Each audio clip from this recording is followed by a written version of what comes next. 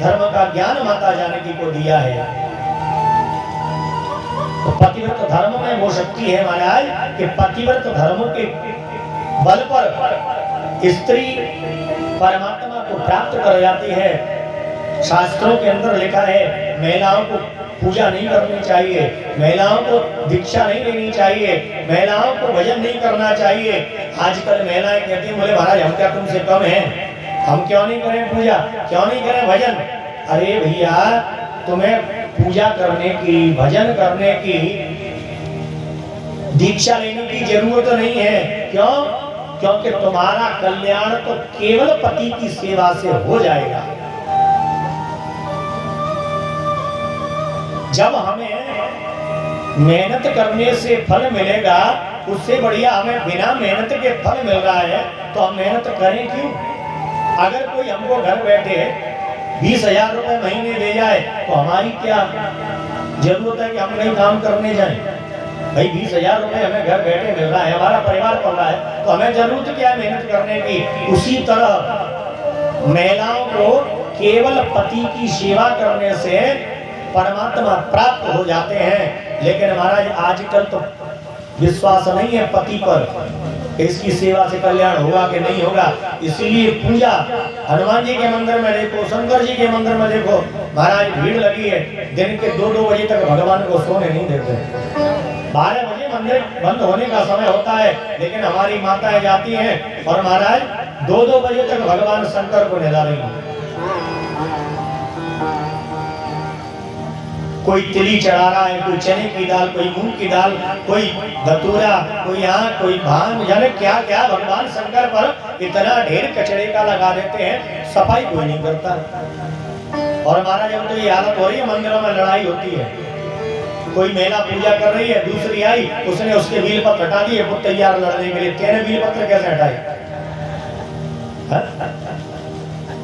अरे पूजा करने का मतलब ये नहीं है कि कोई दूसरा पूजा कर रहा है तो उसके बीलपत्र हटा करके ही हम पूजा करें। अरे बीलपत्र भगवान पर चढ़े हैं, आपको जल चढ़ाना है, दूध चढ़ाना है, घी चढ़ाना है, कुछ भी चढ़ाना है चढ़ा दो। बीलपत्र अपने आप हट जाएंगे। जब आप जल चढ़ाओगे, दूध चढ़ाओगे, अपने आप हट जाएंगे। आप दूसरा बीलपत्र चढ़ा दो। लेकिन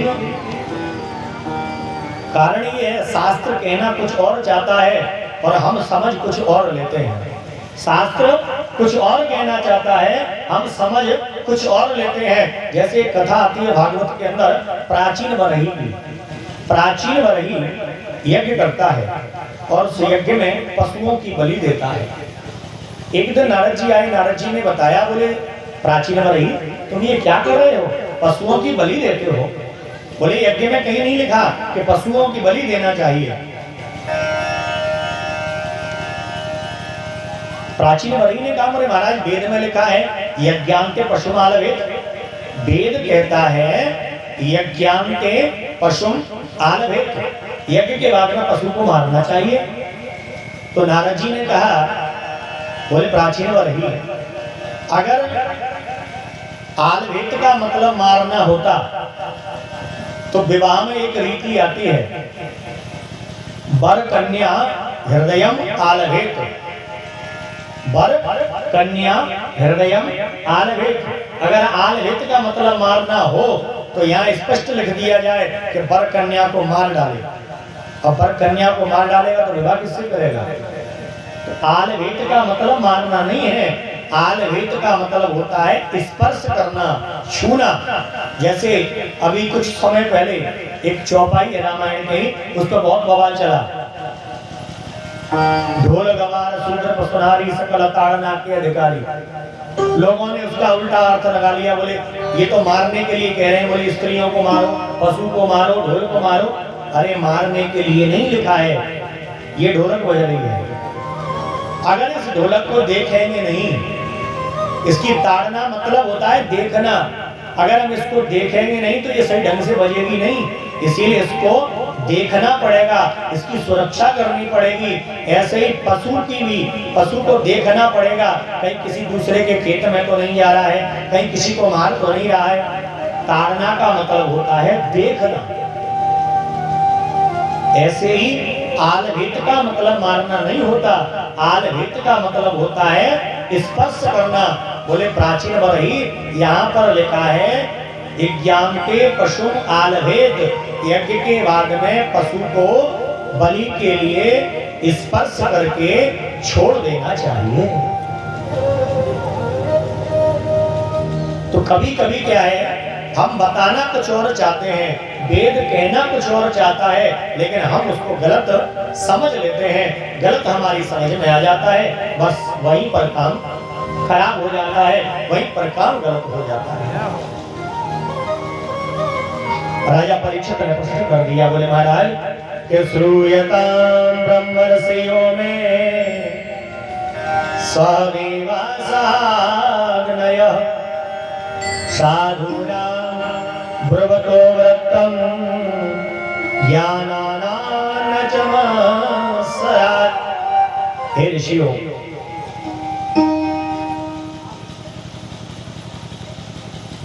हे गुरुदेव, आप मुझे एक बात बताने की कृपा करें। मैंने सुना है कि भगवान शंकर और दक्ष की लड़ाई हो गई थी। ये क्या कारण बना कि दक्ष और भगवान शंकर की लड़ाई हुई और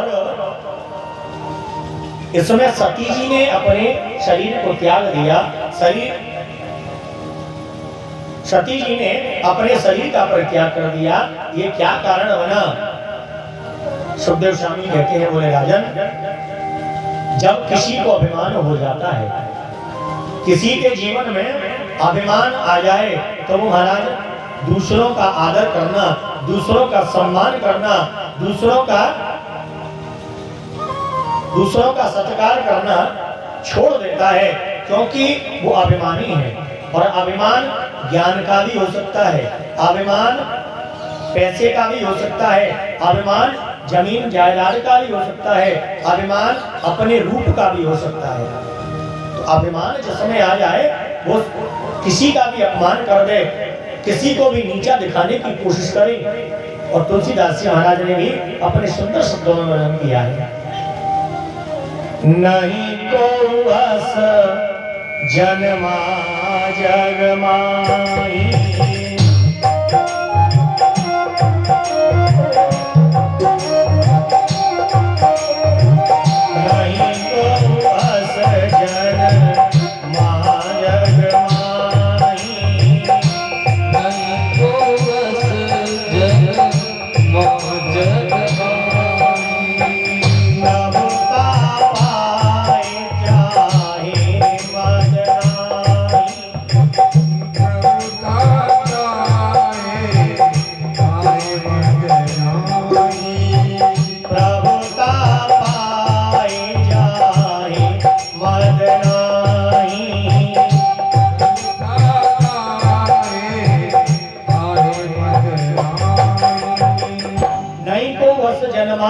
जग माही।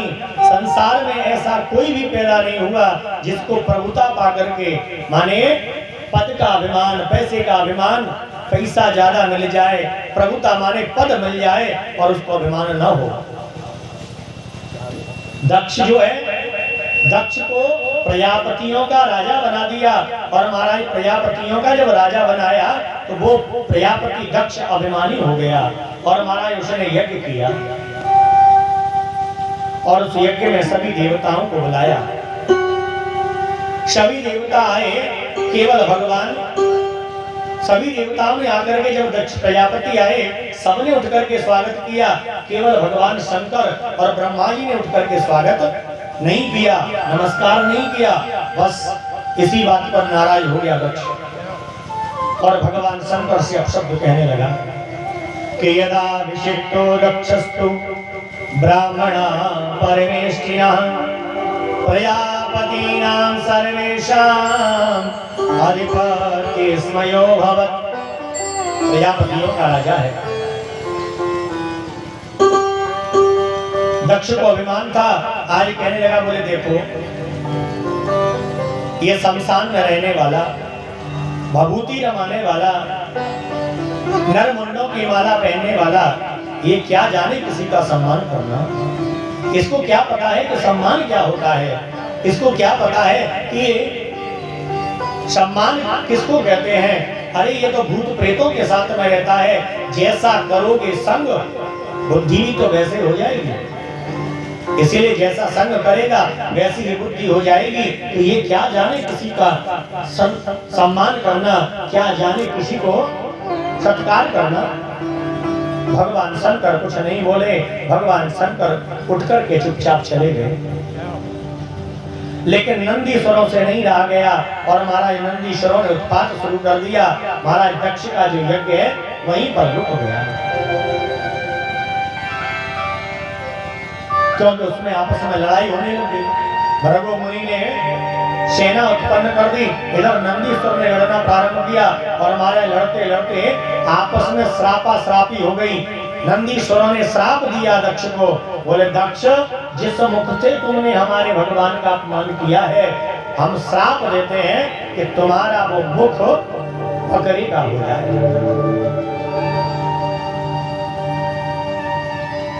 भगवान शंकर चले गए, आज नंदीश्वर भी चले गए। प्रजापति दक्ष ने पुनः एक यज्ञ किया हरिद्वार के अंदर कनखल में। वहां सभी देवताओं को बुलाया, लेकिन माता सती को नहीं बुलाया। भगवान शंकर को न्योता नहीं दिया। सभी देवता जा रहे हैं आज दक्ष के यज्ञ में, और सभी देवता, देखो एक बात और बताऊं, देवता रहते हैं बद्रीनाथ से ऊपर एक सुमेरु नाम का पर्वत है, वहां पर देवताओं का स्थान है और यज्ञ हो रहा है कनखल हरिद्वार में। अगर देवता चाहते तो सीधे आ सकते थे, बद्रीनाथ से उतर करके सीधे देव प्रयाग कर्ण प्रयाग होते हुए ऋषिकेश होते हुए हरिद्वार आ जाते, लेकिन नहीं, आज देवता घूम करके आ रहे हैं। कहां से? सुमेरु पर्वत से पहुंचे कैलाश, और कैलाश पर्वत से घूम के आ रहे हैं। क्यों? क्योंकि देवताओं को पता है कि भगवान शंकर को न्योता नहीं दिया गया है, इसीलिए जलाने के लिए, चिढ़ाने के लिए। हमारा कोई मेहमान और जिससे हमारी लड़ाई हो जाए, हम उसको नहीं बुलाएं तो हमारा दूसरा मेहमान उसके घर होके जरूर आएगा। हमारा कोई मित्र हो और उससे लड़ाई हो जाए तो दूसरा मित्र आएगा उसके घर होकर के, घर जाकर के कहेगा, अरे भैया उनके यहाँ भागवत हो रही है, तुम नहीं चल रहे हो। तो मित्र क्या कहेगा? बोले भैया नहीं, मैं नहीं जा रहा हूं।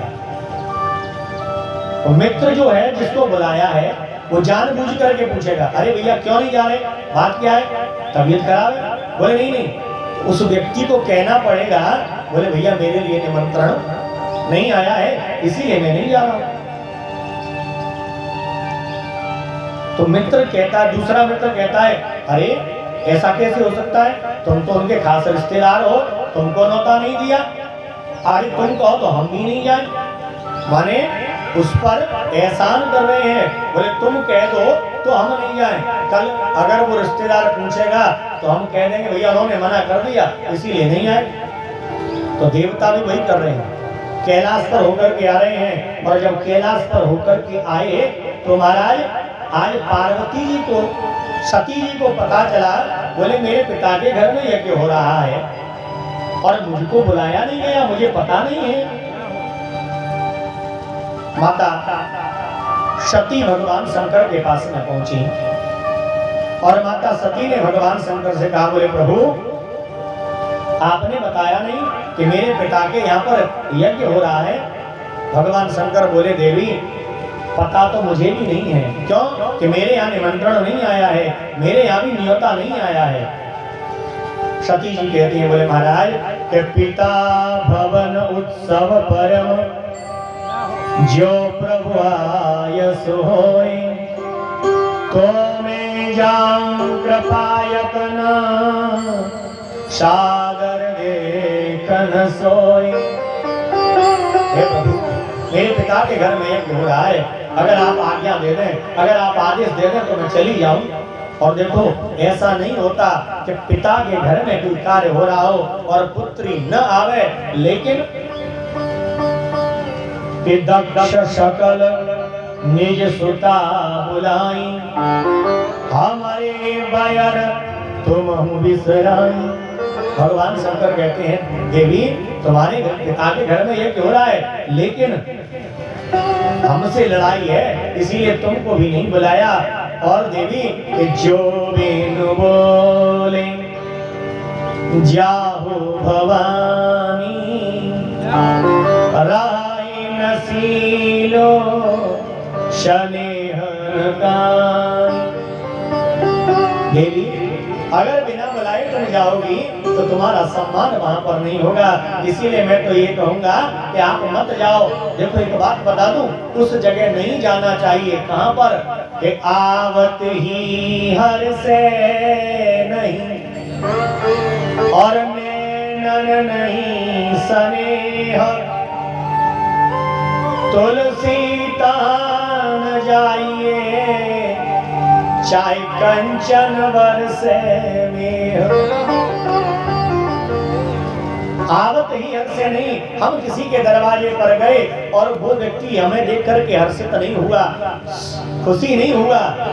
नैनन नहीं स्नेह, जिसके आंखों में हमारे प्रति प्रेम न हो, हमारे प्रति भाव न हो, उस घर में नहीं जाना चाहिए। चाहे वहां पर सोने की वर्षा क्यों न हो, लेकिन उस जगह नहीं जाना चाहिए। भगवान शंकर कहते हैं, बोले देवी इसीलिए आप मत जाओ, क्योंकि वहां जाने पर आपका सम्मान नहीं होगा। तो सती जी कहती हैं, बोले महाराज मैंने सुना है कि पिता के घर, भाई के घर, मंदिर में और गुरु के घर बिना बुलाए चले जाना चाहिए। महाराज यहाँ पर बिना बुलाए जाने में कोई दोष नहीं है। तो भगवान शंकर कहते हैं, बोले देवी के जदपि मित्र प्रभु पितु गुरु गेहा, और जाइए बिन बोले उन स्नेहा। आपने सही कहा है, पिता के घर में, भाई के घर में, मित्र के घर में, गुरु के घर में बिना बुलाए चले जाना चाहिए। लेकिन तदपि विरोध मान जह कोई, तदपि विरोध मान जह कोई।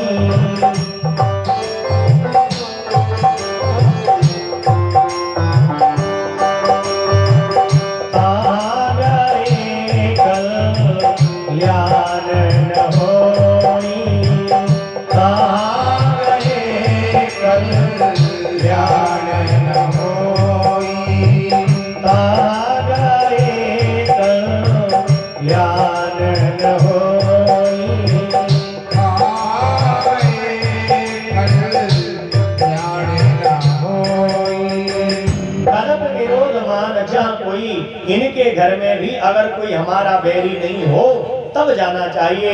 अगर कोई हमारा बैरी है, अगर हमारा कोई दुश्मन है, तब वहां जाने पर कल्याण नहीं हो सकता। इसीलिए देवी के नहीं भवति अन्न भाग्यम भवति च भाग्यम बिना पियतनेनम। जहाँ भाव नहीं है हमारे प्रति, वहां पर मत जाइए, वहां जाने पर कल्याण नहीं होगा। इसीलिए देवी मैं नहीं कहूंगा कि आप चली जाओ। और आज सती जी बार बार बाहर आती हैं, बार बार अंदर जाती हैं, मन में वही चल रहा है कि मेरे पिता के घर में यज्ञ हो रहा है, मैं न जाऊं। अब तो सती जी ने मन में विचार किया, बोले जो होगा सो देखा जाएगा, चला जाए। और सती जी भगवान शंकर को प्रणाम करके चल दी। और जब चली महाराज दक्ष के यज्ञ में जाकर के पहुंची हैं। महाराज दक्ष ने जैसे ही माता सती को देखा, सती जी को देखा, तो दक्ष न कछ पूछी कुशलाता, सती विलोक जरे सब गाता। दक्ष ने जैसे ही सती को देखा महाराज, उसका हृदय जलने लगा। बोली ये कहां से आ गया, मैंने इसको बुलाया नहीं, ये कहां से आ गई। लेकिन सती जी ने फिर भी ध्यान नहीं दिया। सती जी और आगे गई तो क्या, सादर भले मिली एक माता, और भगिनी मिली बहुत मुस्काता। केवल एक मैया प्रेम से मिली। मैया ने अपनी छाती से लगाया बेटी को, बेटी तू आ गई, मुझे बड़ा अच्छा लगा।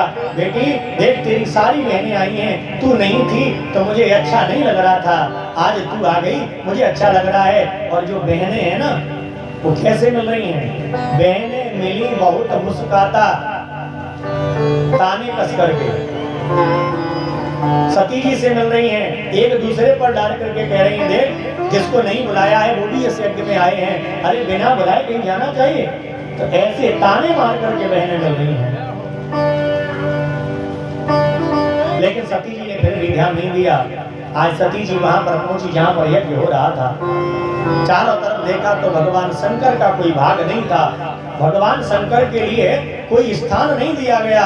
अब तो महाराज जब भगवान शंकर का कोई स्थान नहीं है, आज सती जी को क्रोध आ गया और सती जी क्रोध में आकर के संत शंभु श्रीपति अपवादा सुनिय जाता असिमर जादा। सती जी मन में सोच रही हैं कि मेरे पति का जहां अपमान हो गया, और वो पति जो कल्याण करने वाला है, वो पति जिसका नाम लेने से कल्याण हो जाता है, और उसका यज्ञ में भाग नहीं है। आज सती जी ने अपने पिता को पिता न कहा। आज सती जी कहती है, बोले दक्ष ध्यान से मेरी बात सुन, तूने जिस परमात्मा का अपमान किया है, तूने जिस भगवान का अपमान किया है, अरे उनका नाम शिव है और शिव का मतलब होता है कल्याण। तू कल्याण करने वाले परमात्मा का अपमान कर रहा है, अरे तेरा भला हो नहीं सकता, तेरा ये यज्ञ कभी सफल हो नहीं सकता। और महाराज आज सती जी ने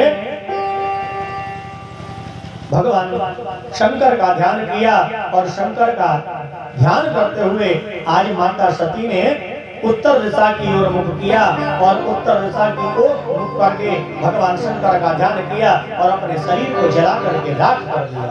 सती जी ने अपने शरीर को जला। अब तो हमारा जब सती जी का शरीर जल गया, नंदी गण आदि सब साथ में गए थे। नंदीश्वरों ने महाराज आज यज्ञ का विध्वंस किया, और महाराज यज्ञ का विध्वंस किया। भृगु मुनि ने सेना उत्पन्न कर दी, और भृगु मुनि की सेना के द्वारा नंदी गणों को मार करके भगा दिया गया। आज नारद जी के द्वारा भगवान भोलेनाथ को पता चला कि सती जी ने अपने शरीर को दक्ष के यज्ञ में जला करके राख कर दिया है। भगवान शंकर को क्रोध आ गया, और भगवान शंकर ने अपनी एक जटा उखाड़ी, और जटा उखाड़ करके पृथ्वी पर पटक दी। और महाराज उस जटा से एक वीरभद्र नाम का रुद्र गण पैदा हो गया, और वीरभद्र से कहा बोले जाओ जाकर के दक्ष के यज्ञ का विध्वंस कर दो। और वो महाराज वीरभद्र गया, सेना के साथ में गया। ऐसा लग रहा है मानो तो तूफान आ गया हो, ऐसा लग रहा है मानो तो बहुत भयंकर आंधी आ रही हो। और महाराज सेना के सहित भूत प्रेत पिशाच डाकिनी शाकिनी जो सेना है, उसके साथ में वीरभद्र गया, और वीरभद्र ने जाकर के यज्ञ का विध्वंस किया। उषा ऋषि के दांत तोड़ दिए, सूर्य की आंखों को फोड़ दिया, भृगु मुनि की दाढ़ी को नोच लिया, और महाराज दक्ष पकड़ में आ गया। अब दक्ष को मारना चाहता है, लेकिन दक्ष पर किसी अस्त्र शस्त्र का प्रहार नहीं होता। तो महाराज वीरभद्र ने क्या किया, दक्ष की मुंडी को पकड़ा और मरोड़ करके हवन कुंड में स्वाहा और विध्वंस कर दिया।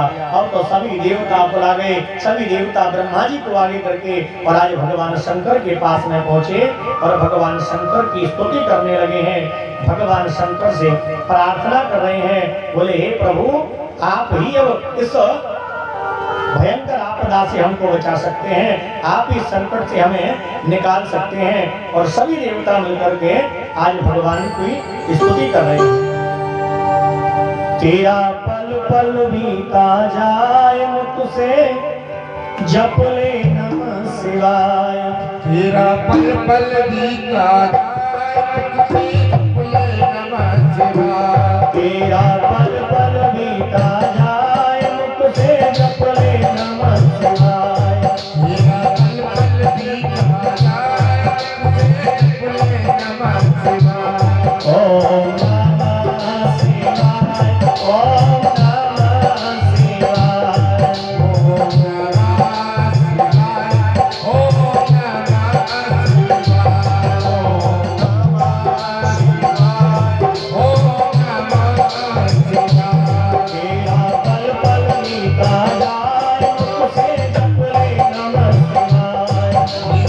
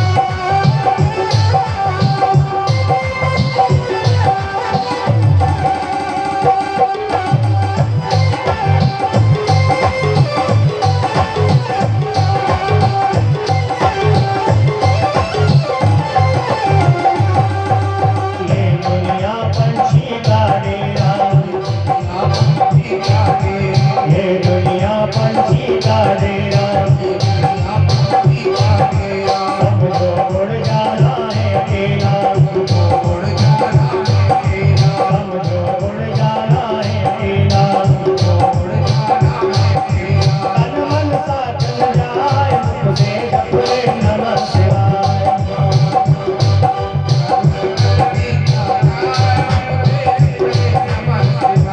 तेरा पल पल बीता जाए मुझसे जप ले नमः शिवाय। तेरा ओम नमः शिवाय, ओम नमः शिवाय, ओम नमः शिवाय, ओम नमः शिवाय, ओम नमः शिवाय, ओम तेरा पल पल बीता जाए मुझसे जप ले नमः शिवाय। तेरा पल पल बीता जाए मुझसे जप ले नमः शिवाय। ओम नमः शिवाय, ओम नमः शिवाय, ओम नमः शिवाय,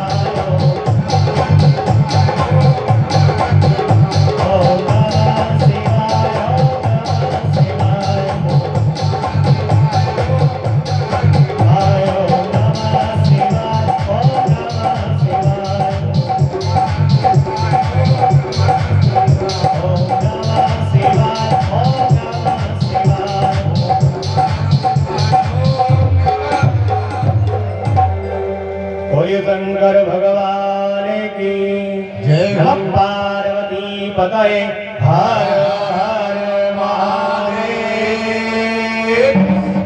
सभी देवता मिलकर के आज भगवान के दरवाजे पर पहुंचे और भगवान के दरवाजे पर पहुंच करके सभी देवता विनती कर रहे हैं, हम शरण में तेरी भोले आए, मेरो कर देव बेड़ा पार, मझधार पड़ी मेरी नैया, या की तुम बिन कौन की बात।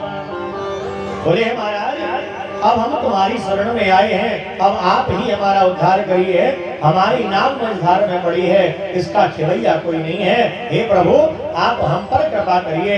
आज भोलेनाथ प्रसन्न हुए, समाधि से बाहर निकले। ब्रह्मा जी कहने लगे प्रभु ये संसार है और संसार में जीव पद पाकर के अभिमानी हो जाता है, लेकिन आप तो पिता हो, आप तो परमात्मा हो, आपको इस तरह नाराज नहीं होना चाहिए। और प्रभु दक्ष ने जो किया उसका फल उसको मिल गया है, अब आप चल करके उस यज्ञ को पूरा करिए। और भगवान शंकर प्रसन्न हुए, भगवान शंकर ने आकर के उस यज्ञ को सफल बनाया। महाराज सभी देवताओं ने मिलकर के स्तुति की, ऋषि पूषा की दांतों को वापस किया, भगवान सूर्य की आंखों को ठीक किया, भृगु मुनि को दाढ़ी दे दी। लेकिन अब दक्ष के सर को कहां से लाएं, क्योंकि दक्ष का जो सर है वो तो हवन कुंड में स्वाहा हो गया है, अब उसको कहां से लाएं। तब भगवान शंकर ने एक बकरे का सिर लिया और बकरे का सिर दक्ष के सिर पर शरीर पर लगाया और बकरे के सिर के सहित जीवित हो गया। कहने का भाव क्या है, बोले देखो अगर हम पैसे के अभिमान में, अगर रूप के अभिमान में, अगर हम अपनी दौलत के अभिमान में, पद के अभिमान में अगर हम मैं करते रहेंगे तो क्या होगा, एक दिन कटना ही पड़ेगा। बकरा मैं करता है और एक दिन कट जाता है, इसीलिए मैं मत करिए। मैं करोगे तो आखिरकार कटना ही पड़ेगा। मैं माने होता है अभिमान, मैंने ऐसा किया, मैंने ये किया, मैंने वो किया, मैं ऐसा करता हूँ, घर में मैं ये सारे काम करती हूँ, मैं ऐसा करती हूँ, मैं वैसा। अरे मैं करोगे तो नष्ट हो जाओगे, मैं नहीं करना है, हम करते हैं।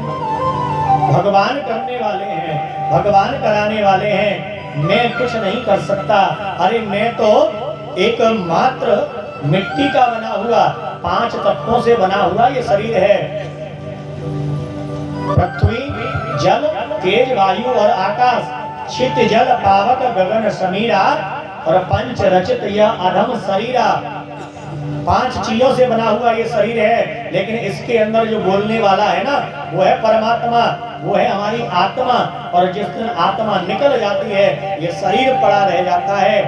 तो वो आत्मा है जो हमें यहाँ पर सब कुछ देने वाली है, वो परमात्मा ही है जो हमारा पालन करने वाला है, वो परमात्मा ही है जो हमको सब कुछ देने वाला है, फिर भी हम मैं करते हैं। दक्ष की कथा से हमें यही शिक्षा लेनी चाहिए, कभी जीवन में अभिमान नहीं करना चाहिए। और महाराज दूसरे जन्म में सती जी ने हिमालय के यहाँ पर और मैना मैया के गर्भ से जन्म लिया और वहां पर उनका नाम हुआ पार्वती और भगवान शंकर के साथ में पुनः उनका विवाह हुआ। राजा परीक्षित ने प्रश्न किया, बोले महाराज कोई भी लीला होती है, कोई भी चरित्र होता है, बिना कारण के नहीं होता। सती जी ने अपने शरीर को त्यागा, इसमें कोई कारण तो होगा, बिना कारण के सती जी अपने शरीर को नहीं त्याग सकती।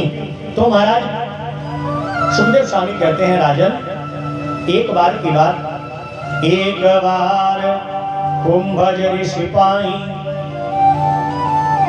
एक बार त्रेता युग माही, शंभु गए कुंभज ऋषि पाई। एक बार की बात है, त्रेता का समय था।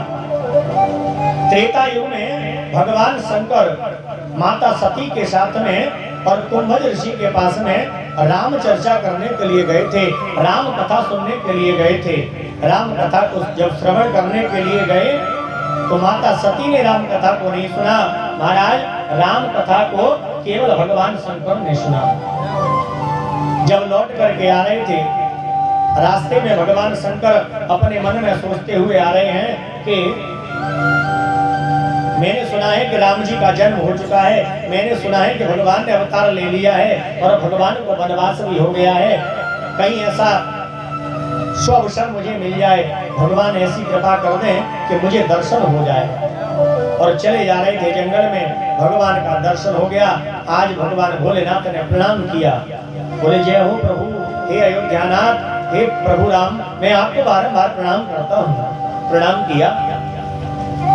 माता सती मन में सोच रही हैं, बोले ये भगवान है, एक स्त्री के लिए जो बनवन भटक रहे हैं, रो रहे हैं, ये भगवान नहीं हो सकते।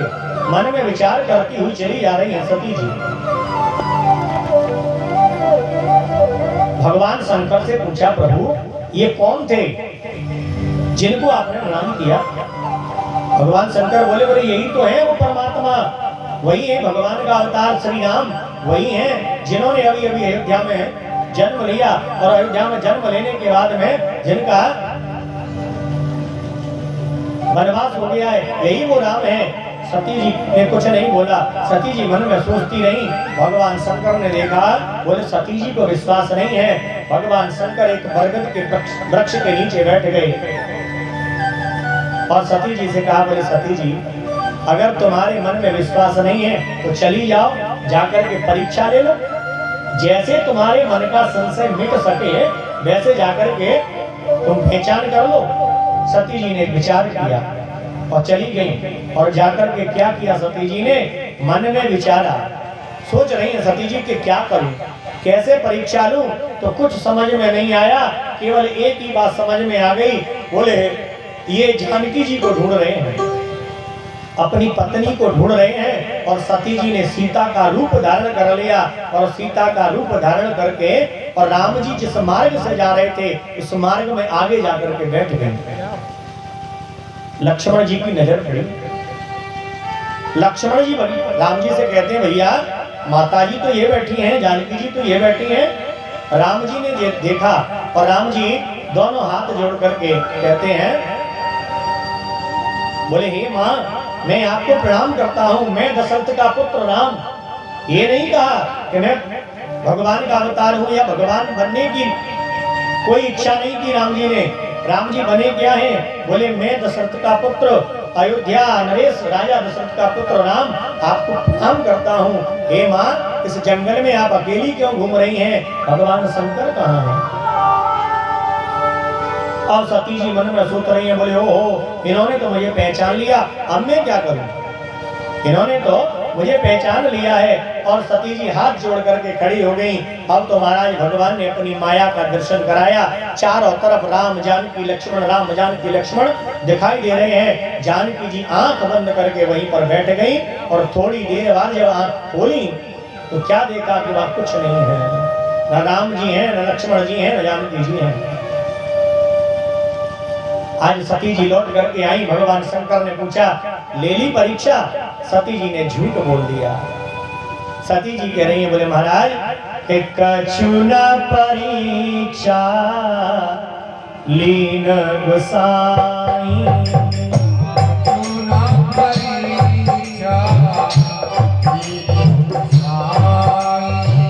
कछु न परीक्षा लीन गोसाई,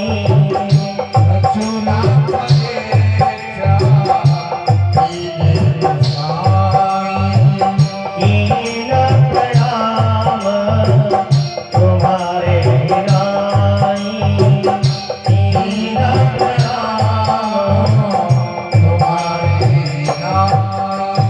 महाराज कछु न परीक्षा लीन गोसाई। बोले मैंने कोई परीक्षा नहीं ली है, मैंने तो महाराज जैसे आपने प्रणाम किया था बस मैंने भी वैसे ही प्रणाम कर लिया। लेकिन भगवान शंकर ने ध्यान लगा करके देखा, जब भगवान शंकर ने ध्यान लगाया, ओहो सती जी तुमने सीता का रूप धारण किया है, आपने मेरी माँ का रूप धारण किया है, आज के बाद मैं आपके शरीर से प्रेम नहीं करूंगा। और महाराज कैलाश पर्वत पर पहुंच करके आज माता सती का जो आसन है अपने बगल में से हटा करके और सामने डाल दिया। बोले मैं अब आपको अपने बगल में नहीं बिठा सकता। माता सती समझ गई कि अब भगवान मुझसे प्रेम नहीं करेंगे और मैं शरीर को भी रखना नहीं चाहती, इसीलिए माता सती को बहाना मिल गया और माता सती ने दक्ष के यज्ञ में जाकर के अपने शरीर को छोड़ दिया और पुनः पार्वती का रूप धारण करके और भगवान भोलेनाथ के साथ में विवाह हुआ। राजा परीक्षित ने प्रश्न किया, बोले महाराज आपने मनु महाराज की तीनों कन्याओं के वंश के बारे में बता दिया, लेकिन महाराज मनु के दो पुत्र भी थे, प्रियव्रत और उत्तानपाद, आपने उनके बारे में नहीं बताया। तो सुखदेव स्वामी कहते हैं, बोले राजन के प्रियव्रत उत्तानपाद शतरूपा पतेषुतौ वासुदेवस्य कलया रक्षायां जगत स्थितौ। बोले हे राजन, मनु महाराज के दो पुत्र हैं, बड़े का नाम है प्रियव्रत और छोटे का नाम है उत्तानपाद। प्रियव्रत जो राजा हैं वो हिमालय की तलहटी में तपस्या करने चले जाते हैं और उत्तानपाद जो राजा हैं उनके यहाँ पर दो पत्नियां हैं, एक है सुनीति और एक है सुरुचि। सुनीति का मतलब होता है सुंदर नीति और सुरुचि का मतलब होता है अपनी मर्जी, अपनी मर्जी के अनुसार चलना, ये है सुरुचि। और सुनीति कौन है? सुंदर नीति, जो वेद की नीति से चले, जो कुल की नीति से चले, उसका नाम है सुनीति। और सुनीति के यहाँ पर एक बालक ने जन्म लिया जिसका नाम है ध्रुव। और महाराज सुरुचि के यहाँ पर एक बालक ने जन्म लिया है, उसका नाम है उत्तम।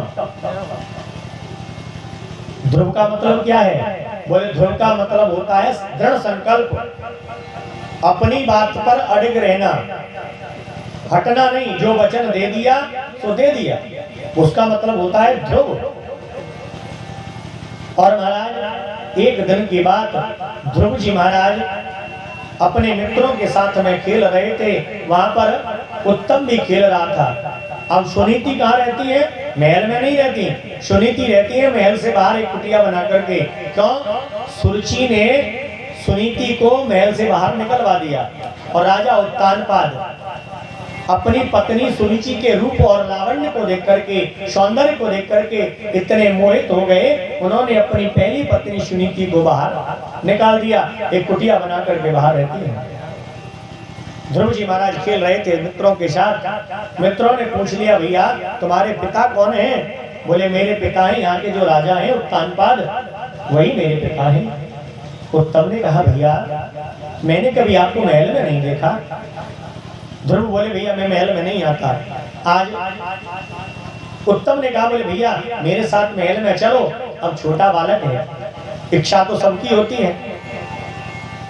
ध्रुव जी महाराज उत्तम के साथ में महल के अंदर पहुंचे। राजा उत्तानपाद सिंहासन पर बैठे थे। उत्तानपाद ने ध्रुव को देखा और गोद में बिठाने चाहा। ध्रुव जी महाराज भी गोद में बैठना चाहते हैं, लेकिन जैसे ही गोद में बैठना चाहा, माता सुरुचि ने हाथ पकड़ करके नीचे उतार दिया।